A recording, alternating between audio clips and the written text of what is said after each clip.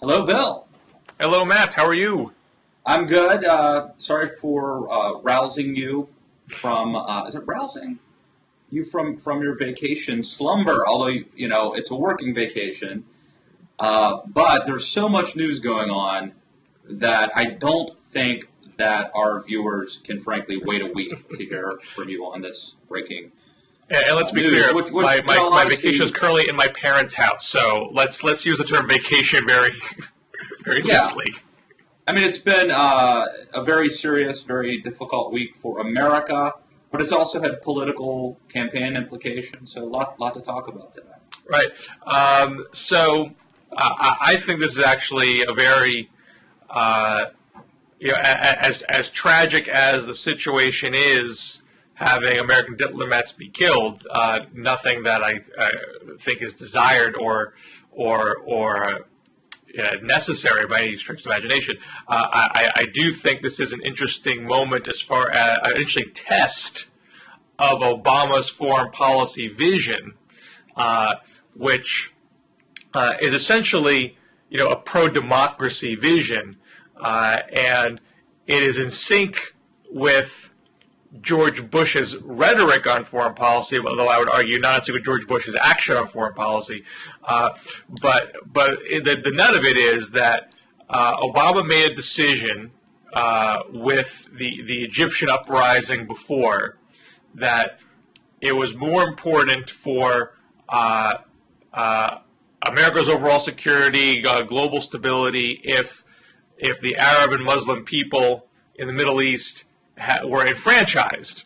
If they were enfranchised, if they had democracy, they're picking their own leaders, they would not have the same, I should say, Al-Qaeda and other terrorists would not have the same fertile ground to recruit and wreak havoc, because their people would be much more focused on their own political business.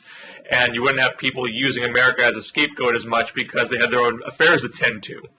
And therefore it was worth pushing Mubarak aside and letting Egypt have its own democracy, even if that meant having a government run by the Muslim Brotherhood.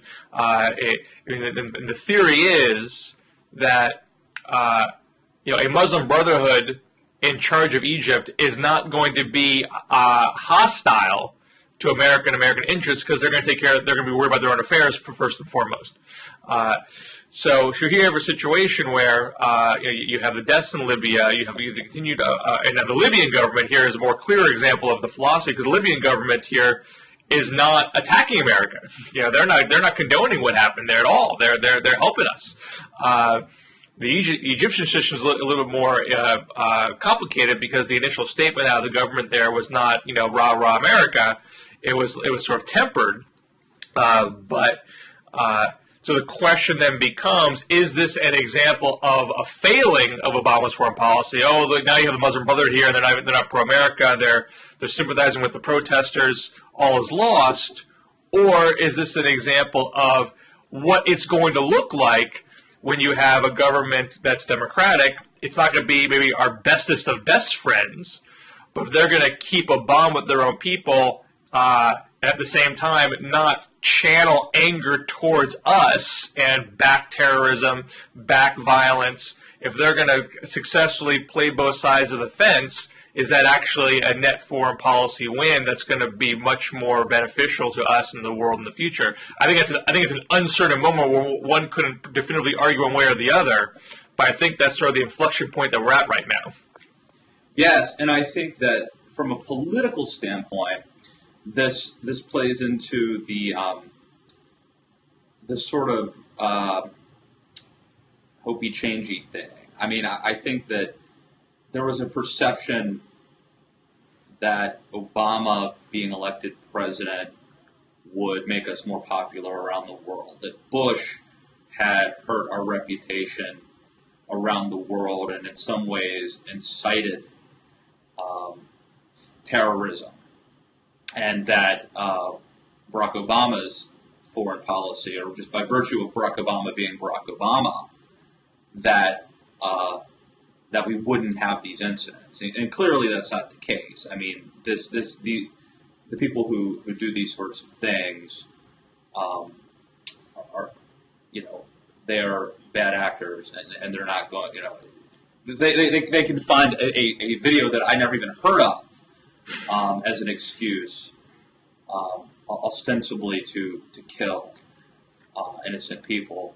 But I do want to, we could talk about the politics, we could talk about Mitt Romney's response, but I do think you raise an interesting point, which I've also written about, which is to take a step back and look at what should our foreign policy be. And I think that there was a lot of hope for the Arab Spring, and I think that we all, to some degree or another, would love to hope that there's that freedom and freedom blossoms, and that people around the world can be free and self-govern. But I was actually one of the people warning against this sort of quixotic notion that that the revolutions would lead to a better world. And I wrote a post sort of turning to Jeane Kirkpatrick and Edmund Burke. And Jeane Kirkpatrick, as you know, wrote this very famous essay for, I think, Commentary Magazine called Dictators and Double Standards. And essentially, I mean, this is a simplification, but she essentially argued that that pro-American dictators were better than anti-American regimes that were totalitarian. And so to me, that my guess is that Kirkpatrick would have wanted America to stand by Mubarak in Egypt because he provided stability. He was an ally. We knew he was an ally. Right now it's unclear, apparently, whether or not Egypt is an ally. But we knew he was. He kept peace with Israel. And frankly, I think that he wasn't a good guy. There's nobody who thinks he was a good guy. It's like he's a son of a bitch, but he's our son of a bitch. But I think a lot of people don't understand what he was up against. I think both of his predecessors were killed. Is that right? Sadat. I have to revisit my history. Sadat and Nasser? Certainly. I know. I remember Sadat was killed. Forgive me for my ignorance about Nasser. I mean, we could revisit. We don't sit around just thinking about Egypt circa 1960 or whatever. But the point is that sort of not misunderstood, but I don't think people appreciate the fact that Egypt has really always been the target of Islamists. So al-Zawahiri, for example, his goal was always to take over Egypt, and it just was not doable. And so they turned to places, fighting the Russians in Afghanistan and later 9/11. But Egypt was always the goal, the ultimate goal, actually, for a lot of the Islamist terrorist faction, and I think we ultimately the Muslim Brotherhood took over there. I think Libya is a bit different. But we don't know right now. I think the Muslim Brotherhood is not necessarily akin to terrorism. I mean, the Muslim Brotherhood is not engaging in terrorist activity right now. I would quite fair to say the terrorists have successfully taken over. Right. Maybe they'll start. Obviously you can draw some lines to terrorism in the past. I'm not saying you can't. Yeah, you clearly can in the past. There's no doubt. Right, but as far as their current incarnation, the current folks running the show, they haven't launched a bunch of terrorist attacks since they've taken over, and we don't. This is the test.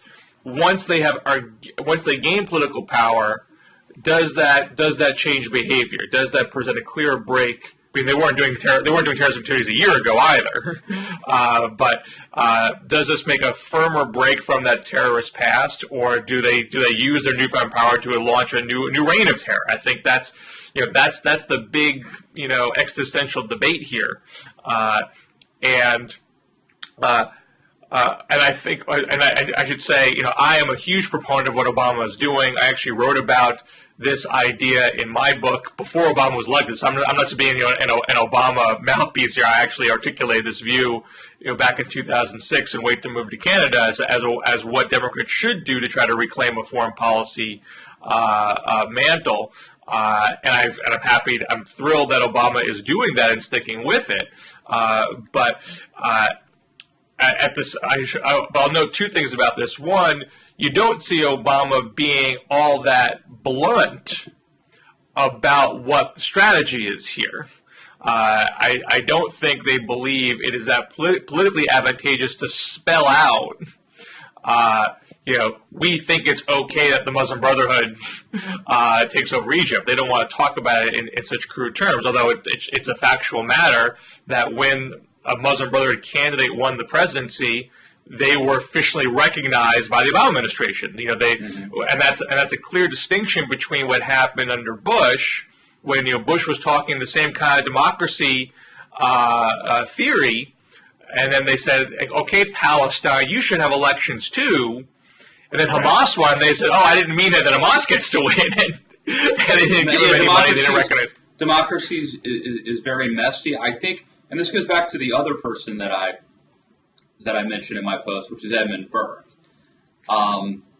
which is to say that if you're looking for drawing and I mean everyone probably knows, but like Burke, of course, supported or was favorable to the American Revolution because he believed that American democracy or representative democracy or whatever, the colonies had over time evolved and to being able to essentially govern themselves through Western civilization and that they maintained institutions, whereas the French Revolution essentially wiped out the institutions and wanted to begin the world over. And I think that amongst conservatives there's a sense that the way to freedom and democracy and modernity is not to go from dictatorship to chaos, theocracy, to democracy. That in fact it would be that's not what's happening in Egypt. But in fact, that it would be. In other words, Egypt would have probably been better off. This is the argument with Mubarak and stability, and then at some point, once they developed the institutions, when they were ready, then they could actually have a real democracy, real freedom. But let's just as a factual matter here. Egypt did not go from 0 to 60. The military's still there. They did not overthrow every aspect of the past regime. They're in an awkward transition point. And there's some folks on the other side complaining, hey, Egypt's not a real democracy. This is all BS. This is all a bunch of happy talk. The military still got their grips on everything, right. And so what's the difference? Again, I don't think anyone can say definitively what direction this goes in next because there's a whole bunch of uncertainties here. No, you're right. You're right, Bill. I mean, it is. We see through a glass darkly here, and I think it is dangerous to do too much speculation. But that's kind of what we do. But I just want to go back to we could debate, the merits of the visions for a very long time, and I'd be happy to do that. But to be more DMZ-ish and to avoid those debates, just the politics of it is also very interesting. Just to go back to what I was saying before, so Obama here is not forcing a grand discussion about foreign policy visions. He is. Going back before this crisis, he was playing just a much more aggressive card. Hey, I was willing to take out Bin Laden, and this guy wasn't, and getting a lot of play out of that. And now they're hitting Romney of being a political opportunist, not getting his facts straight, and doing a political cheap shot in time of crisis. Which also I think is politically working for them, but it's not the same as having a grand discussion about what the foreign policy vision is here. So I don't think the American public, totally gets all the aspects, all the reasoning behind the decisions that Obama has made vis-a-vis Egypt and Libya so far, not to mention Tunisia and Yemen. So on the flip side of that, you're taking a more old line conservative view, a national interest view of foreign policy. Romney has not clearly done that, nor has he clearly taken, the Bush neocon style democracy version, democracy, brought about by American military strength. Right. Well, let me say, Bill, just very quickly. I'm not like the realpolitik, whatever. You're not Kissinger. No, I think it's important that America is a beacon of hope, and I think that I essentially supported the no-fly zones over Libya, but I don't think Gaddafi was a pro-American force. I know that he had in recent years been behaving much better, but he had obviously been a sponsor of terrorism in the past. And so I think that the way you treat Gaddafi, who I think was a loose cannon, is different than the way you treat Mubarak. And yes, that is strategic. I think that as a rule, America should in general support democracy and freedom, but I also think that revolutions, people get swept up in revolution. They don't always end well. And so let's not put you at the far end of the national interest spectrum here. Yeah, I guess it's a nuanced thing, which is very DMZ.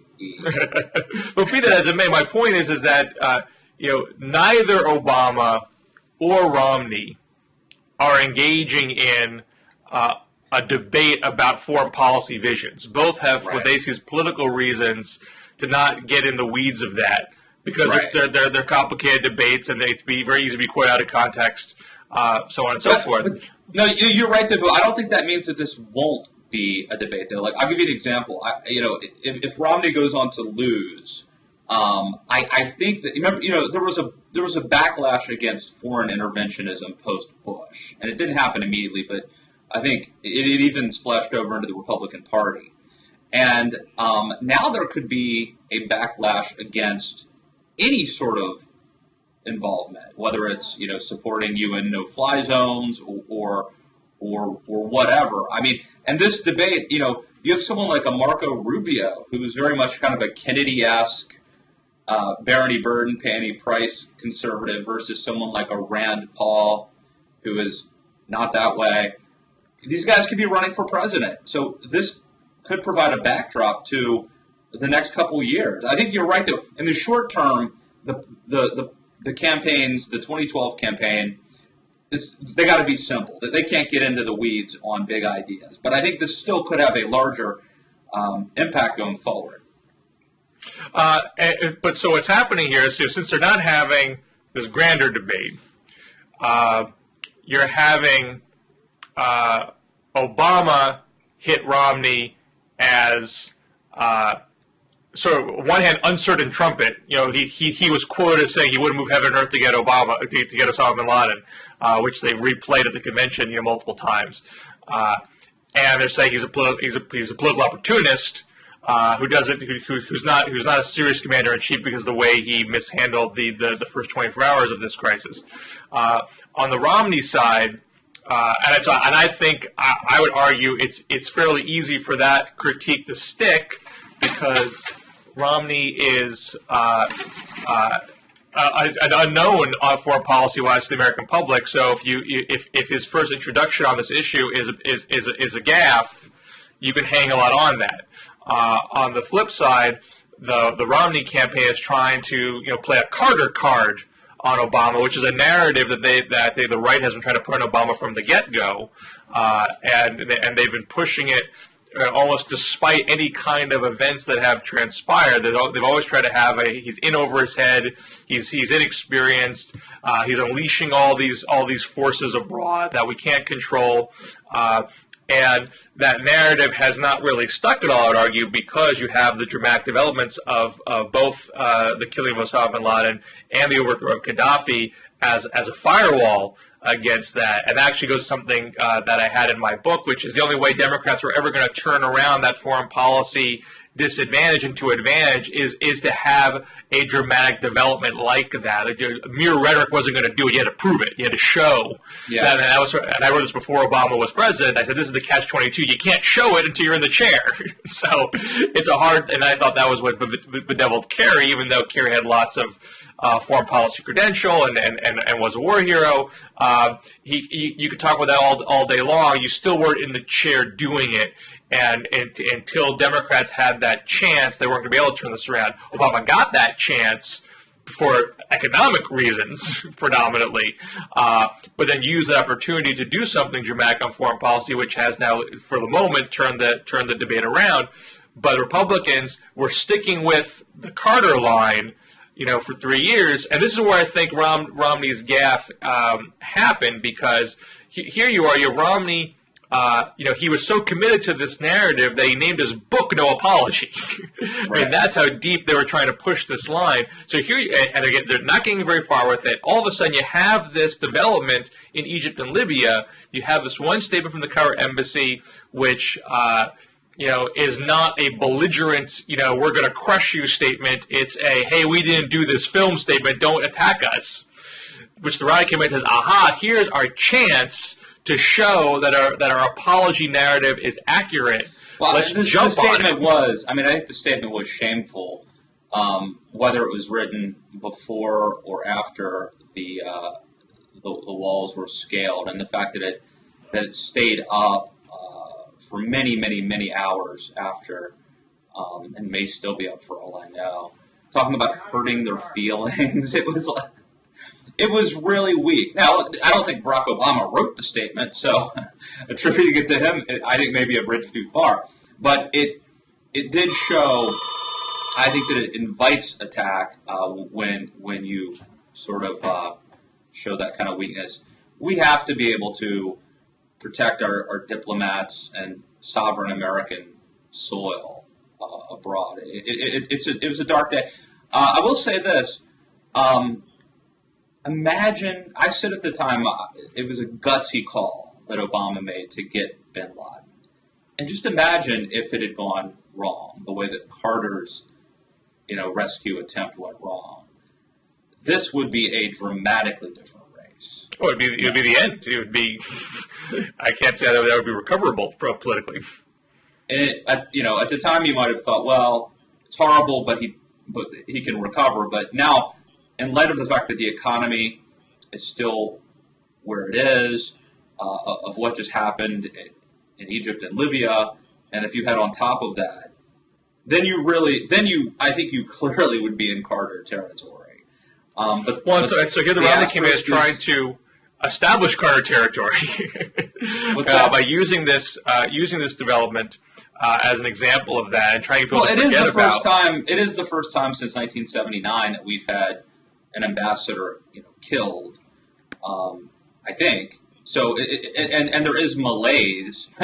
So it's not an absurd analogy, but what is different is Carter didn't have his big foreign policy successes up until that point, were the Camp David Accords and the Panama Canal Treaty, both which were not seen as politically popular at the time, even though I'd argue both have actually panned out quite well since then. But those were not things he could parade around as evidence that he was a foreign policy success. Obama has Gaddafi and bin Laden. That's an easier thing to use as a shield, and essentially say, hey, don't judge this situation based on this 24-hour window. I have the credibility to navigate this situation going forward. And let's not forget that when the hostage crisis happened in '79, the initial American response was to rally around Carter, to rally around the flag. No, I think that's a very good point. I think that's a very good point. hindsight's 20/20, but in retrospect, it was a very, very, very bad mistake for Mitt Romney to hold that press conference. Other people could have compared Obama to Carter, and in fact, I think people would have. I think mainstream journalists were on that trail, and I think Romney diverted them by injecting himself into the discussion. I think it was a huge mistake. It was also poorly delivered and poorly executed, but the entire idea, Romney would have been much better off issuing a statement condemning the attacks, standing with the president, and letting a couple of days go by. And I think other people would have done that work for him, and the whole narrative could have been different. You know, again, campaigns are tough, and I don't want to beat up on Romney too much, but it was clearly a mistake. Let me also say this, though, real quick, Bill, about the analogy. By the time 1979 rolls around, okay, we'd had President Kennedy assassinated, Martin Luther King Jr. assassinated, Vietnam, RFK assassinated. We had gone through Watergate. We had gone through Lyndon Johnson. I think that America, by the time, Jimmy Carter's weakness, we were fed up. You had forced busing. I mean, you name it. Roe versus Wade. And I think that Americans were really at the end of the rope, and they were done with playing nice, and that they were very intolerant. And I think that clearly benefited Reagan. They were willing to take a chance on Reagan. It paid off for them. I don't think we're there yet. I mean, yeah, we've had some really bad times. The economy is a disaster. We had Iraq and Afghanistan. Certainly we had 9/11. But I don't think that Americans are at the end of their rope. I don't feel that way. And maybe I'm wrong. I bet you some of the conservative, I know for a fact that many of the conservatives that follow me on Twitter would strongly disagree with me. But my sense is that Americans are going to be a little bit more forgiving and tolerant right now of giving Obama a chance than they were with Carter. But what do you think? I don't want to cut us off now. My baby's waking up. Real quick, Bill, 30 seconds. I think we need more. I think we need another 10-15. Maybe she's going to stay asleep. My parents are staring. I could possibly pass her off if she does get up, but she might not be fully waking up. I think we can wrap this up. We just keep. I got like 3 points that I'm holding on to. She's not quite up yet. So let me keep going. I think the issue with Carter and Iran, not just that the imminent situation was so frustrating and unsettling to Americans, but it seemed to encapsulate a sense of America was flat on its back and it was ineffectual. I mean, there's nothing Carter could do, nothing the American president could do to resolve the situation, and that's why Reagan could offer a kind of like I'll bring America back kind of narrative. And look, and this is exactly what Romney's trying to do, but Obama, I think, has more cards to play to say, hey, we saved the auto industry, we got Bin Laden, we got Gaddafi, we are respecting the world, our alliances are stronger, the American worker is back, so he has more ammo to fight I think against the you can't underestimate the Bin Laden thing. If that mission had gone bad versus what happened. I think, and it's amusing politically that at the time there was all this chatter. Is Obama going to use this politically? How could he do it? How delicate does he have to be? Oh, he said in the State of the Union address. Now he can't say it again. It's lost his punch. No, they could beat it over and over and over and over again, and it doesn't matter. Well, but usually when they use it, they get away with it because they use it defensively. Someone criticizes him. Someone criticizes him for being weak, and he can respond, we killed Bin Laden. I mean, so. Well, I want to say one thing about Romney's handling this stuff, because you were hard on Romney, shouldn't have the press conference and all but let me stick up for him a little bit here. Look, the guy's losing, and he's got 2 months. Sure, all things being equal, the statesmanly thing to do is to not jump the gun, not get ahead of the facts, let things play out, It could well be that Obama handles the situation with great aplomb. It could well be that that the Egyptian government proves itself to be well equipped to handle its own protesters. Despite the initial statement, it could well be that the Libyan government, apprehends those that kill their diplomats, and Obama doesn't do anything rash to upset those potential things. You don't know how it's going to turn out immediately. So yes, I mean, Reagan didn't jump on Carter when the helicopters crashed in the desert either. He waited to see how things are going to play out. So sure, but if you're Romney, you don't have the luxury of time. Yeah, that's a very good see point. what's going to happen. I agree with you, and I think that people, this is as critical as I've been of Romney. He's in the arena, and it's tough, and it's easy to second guess, and it's not easy, and I think you have to acknowledge that. This is essentially his last shot to say, you know what, we tried to say Obama can't handle the economy. That hasn't worked so far. Even if people have that frustration, they don't trust Romney to take over the reins because they see him as out of touch. He's got hammered on Maine, got hammered on tax returns. He hasn't turned it around. The Ryan pick didn't turn around. The Medicare debate hasn't turned it around. So here you're given a news development that fits a narrative you've been trying to build for 3 years. You might as well go for the gold. You might as well try to drive it into the ground and see where you can take it. Now maybe you should have waited 24, 48 hours, and certainly should not have said something factually inaccurate about the timing of the statement. But that mistake comes from a place of desperation when the clock running out. Right. Let me say this, Bill. I agree.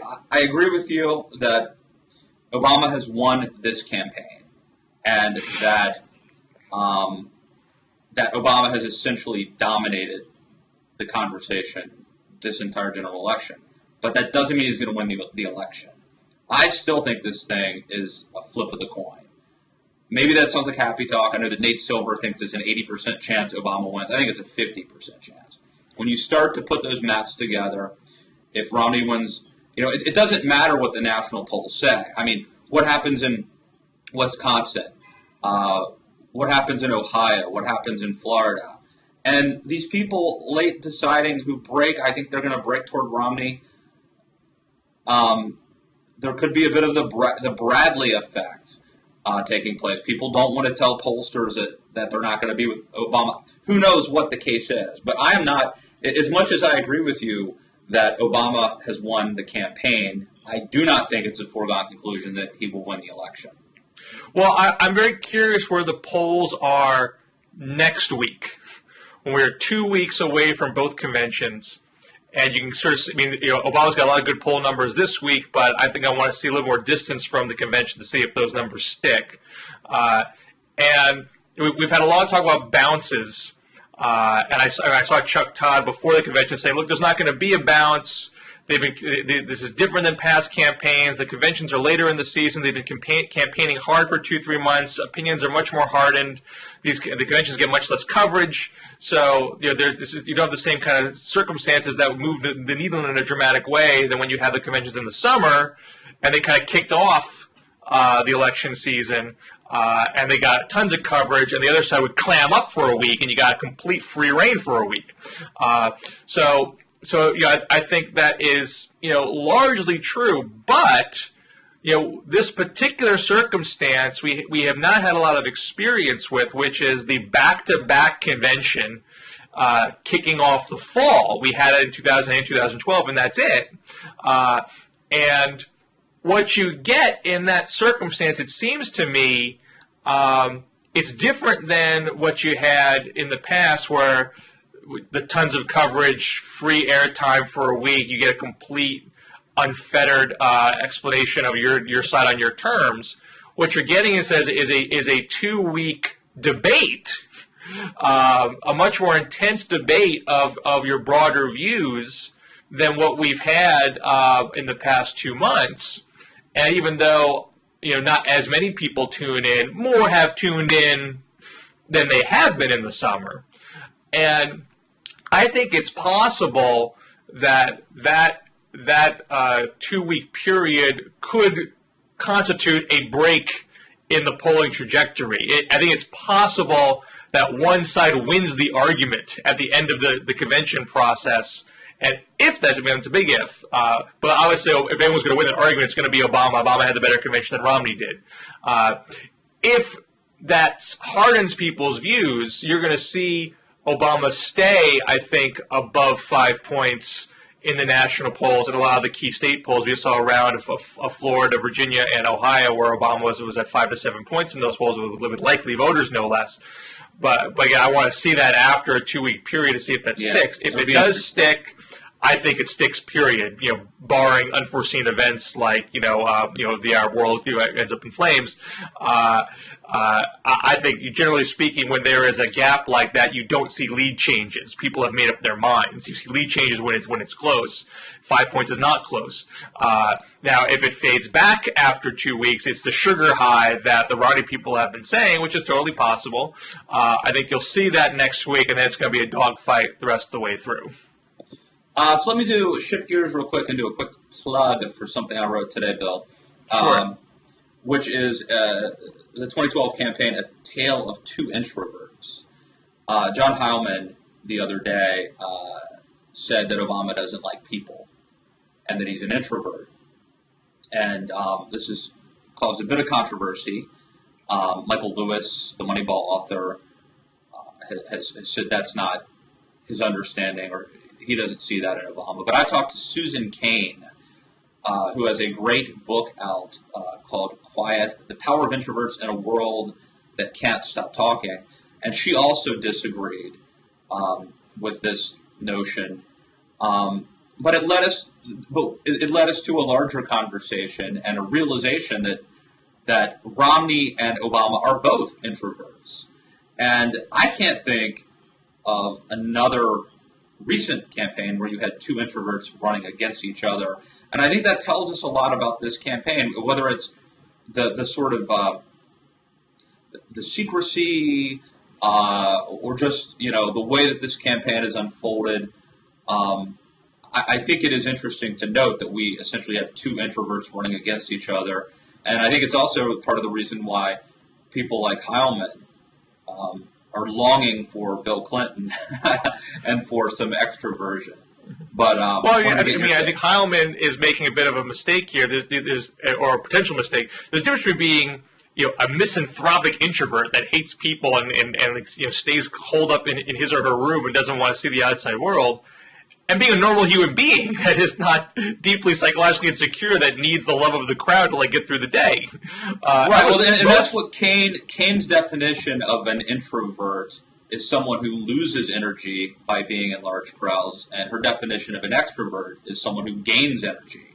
It's not about liking people; it's about getting your energy. Do you need to retreat into the desert, or do you actually gain strength from being in the crowd? And I think that most politicians are psychologically damaged people that have deep insecurities and need the love of the crowd to find worth in their life. And look, I think it's a hard life. But if some people make their psychological problems add to their productivity, and that's just human nature. But there are backslapping politicians like Bill Clinton who are clearly extroverts, and people.